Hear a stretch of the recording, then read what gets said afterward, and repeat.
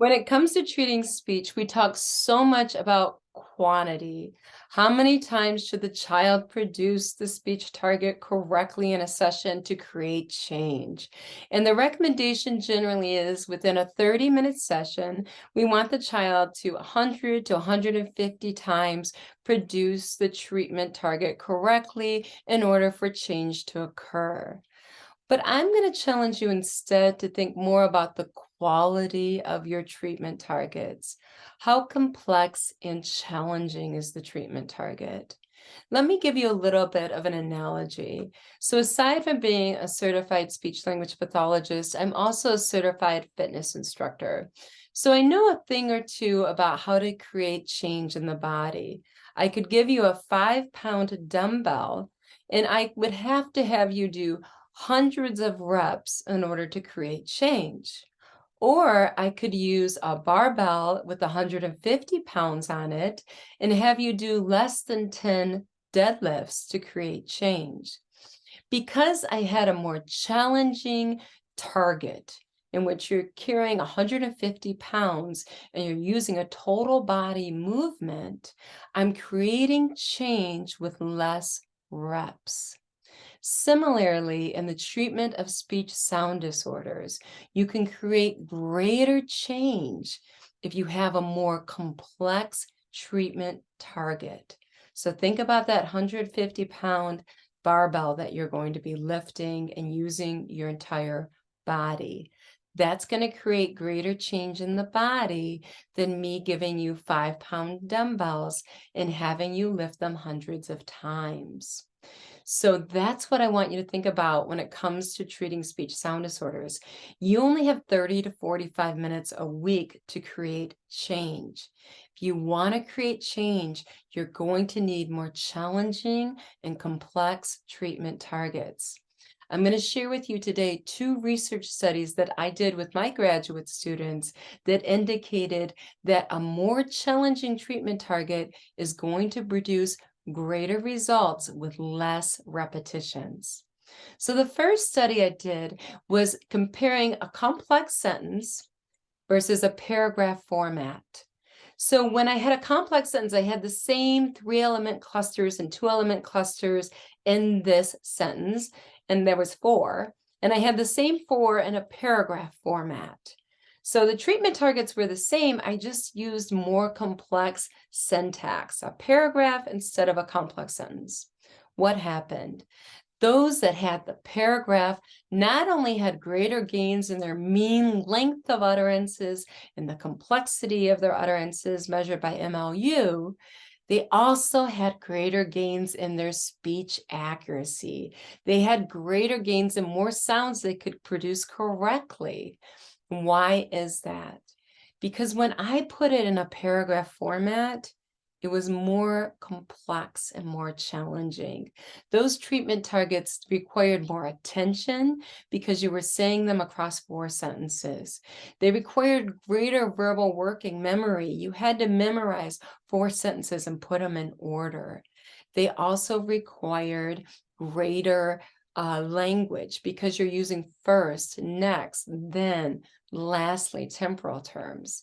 I used a multifaceted approach that improved language, that improved speech, executive function, thereby improving speech, attention, thereby improving speech. So it was more complex and it reduced greater gains in speech and in language. I had less repetitions. Why did I have less repetitions? Because it took a child longer to say a paragraph than a complex sentence in the same amount of time, but greater gains. Less reps, greater gains. Another study that I did with our graduate students, we looked at a child with childhood apraxia of speech. We gave her 4 30-minute sessions saying multisyllabic words using the highly effective approach of dynamic temporal tactile cueing. Now that remains the same. That's a best practice. But let's change the target. What if instead of saying that 100 to 150 times multisyllabic words, why don't we have them say a paragraph 6 to 8 times in a session in a 30-minute session. What produced greater gains? The paragraph. So what happened when she was doing multisyllabic words for 4 sessions, 100 to 150 times each session, using dynamic tactile temporal cueing, which is wonderful, is after 4 sessions, we had 0 improvement in standardized speech testing. She had the same number of errors. But what about with the paragraph that she only said 6 to 8 times? With the paragraph, she had 7 less generalizable errors on speech testing after 4 30-minute sessions. There, once again, we're using dynamic tactile temporal cueing. What changed? Instead of saying multisyllabic words, she said a paragraph. And the paragraph had 3-element and 2-element clusters within it, embedded within it. Much less reps, 6 to 8, compared to 100, 150, much greater gains. So that's only one child, and that's my research. And that's why I use the paragraph, because I get greater gains than if I were to work on single words or phrases or sentences or even complex sentences. Go for the paragraph. So you need to try this yourself. You can download the paragraph from my book. If you have Speech Sound Disorders Comprehensive Evaluation and Treatment book, what you're going to find is the paragraph is in that book, and you just download it and you can use it in therapy the same day. It's awesome. You're going to find, I think, with your students, better results like I'm finding with mine. And that's across a diverse speech sound disorder group. So across children that had childhood apraxia of speech, that had autism, that had phonological processes, that had articulation impairment, and that even had dysarthria. We found great gains using the paragraph. You're going to have to see if that's going to be true in your practice as well. But I encourage you to challenge status quo. I encourage you to challenge status quo and give it a try. Go for the paragraph. Now, you can also get the paragraph if you're a member of my CIS group. I share the complex treatment target paragraphs with the CIS group. And I'm always tweaking them and always changing them and always getting feedback and always improving them in the CIS group. That's what's kind of fun. We're at the drawing board together, and I'm always getting feedback and tweaking it, and you always get the latest model. So that is 2 ways you can get the paragraph yourself, either through my book or through the CIS group. Try it for yourself. See what happens. My CIS members and people that have my book that have tried the paragraph, they're not going back to how doing mama does therapy. They're not going back to old school. And the reason they're not going back to old school is because they're finding the children are getting such greater gains using the paragraph, not only in their speech, but in their language and in their attention as well. So how does this work with the paragraph? What we do with the paragraph is just like exercise, high intensity interval training. So if you've ever done high intensity interval training, you give 100% effort and then you take a break. In our therapy sessions, you give 100% effort when you're saying the paragraph, and then you engage in a movement activity. The movement serves 2 purposes. It's active recovery, but it also increases the dopamine levels.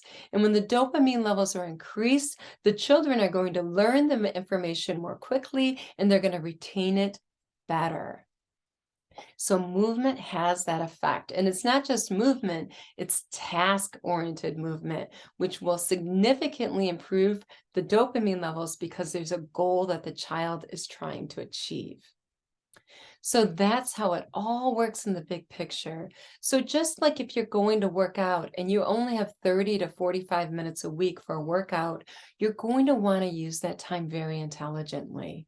You're going to want to use the principles of high intensity interval training in which you give 100% because challenge creates change and you recover.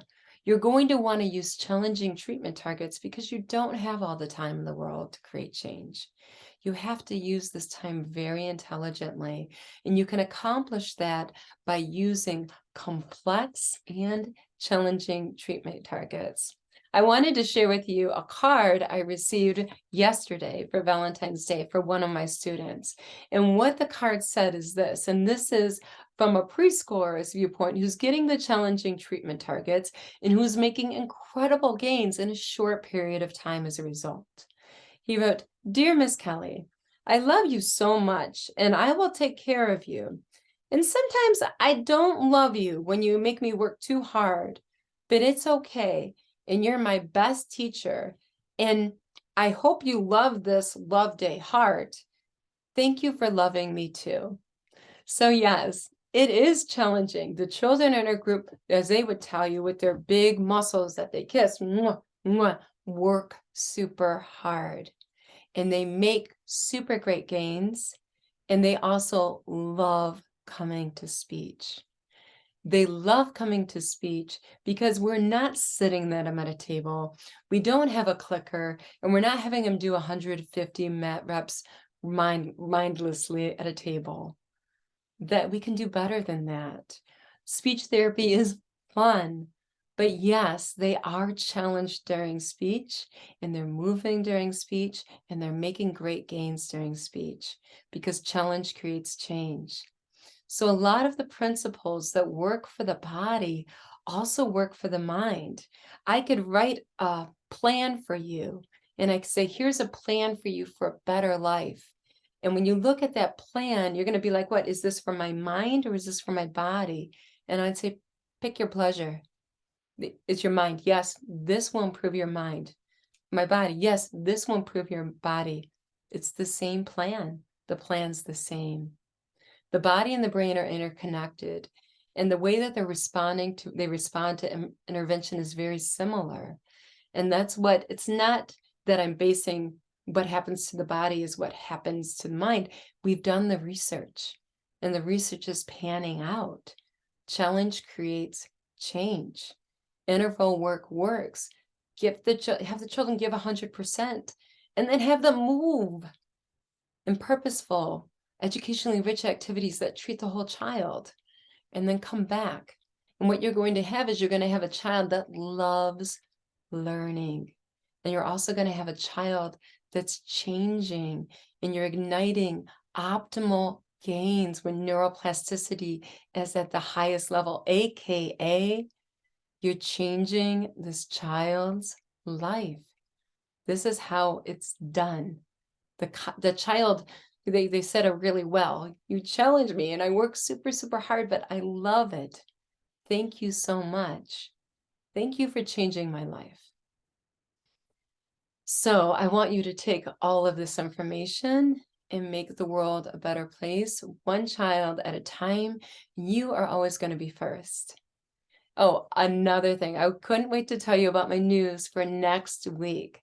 Next week, I'm going to be in Stockton, California, and this is a dream invitation to me. I've been invited by the Stockton Public School District to present on best practices and what are those that are going to change the needle when it comes to children, working with children. And I'm only going to focus on the most pivotal skills and how we can multimodally cue them across the ages.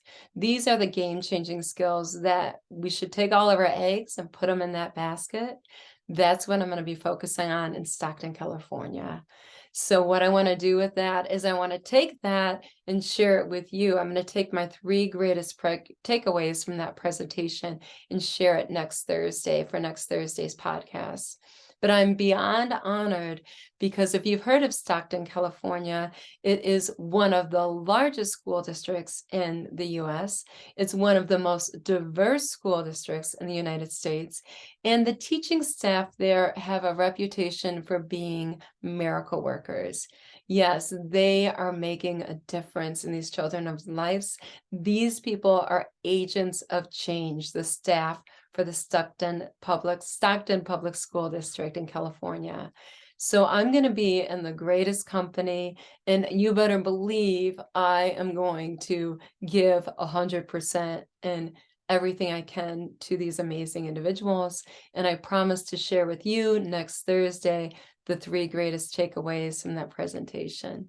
So make sure to see me next Thursday, in which I share the best of from the Stockton presentation in Stockton, California. Thank you so much for being at the drawing board with me. Bye-bye.